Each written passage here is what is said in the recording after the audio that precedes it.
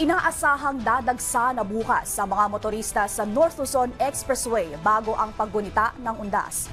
Sa ngayon, kasado na ang mga hakbang para sa mas maginhawang biyahe ng mga motorista. Ang detalye sa Balitang Pambansa ni Mela Lesmoras ng PTV Manila.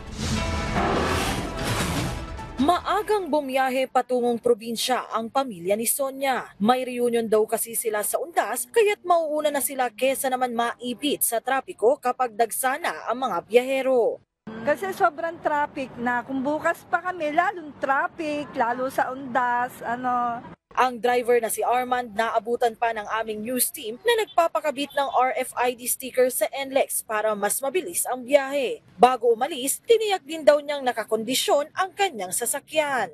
Kailangan i-check din yung yung sasakyan, yung battery, yung gulong. Kasi importante yan pagka lalo't mga long drive.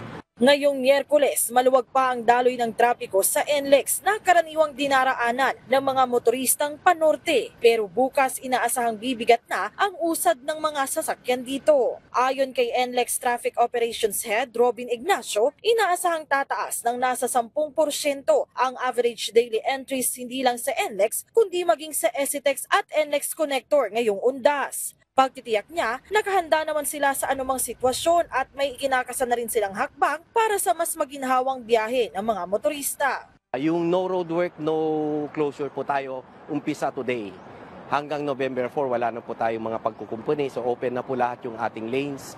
And umpisa po bukas hanggang November 4 ng 6 a.m. 6 a.m. tomorrow hanggang November 4, 6 a.m. meron po tayong implement na free towing para sa mga class 1 to the nearest exit.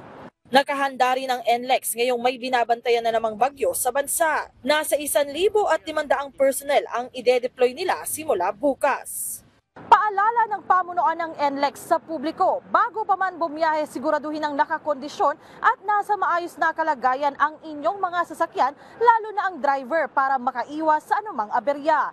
Mula sa PTV, Mela Lesmoras para sa Balitang Pambansa.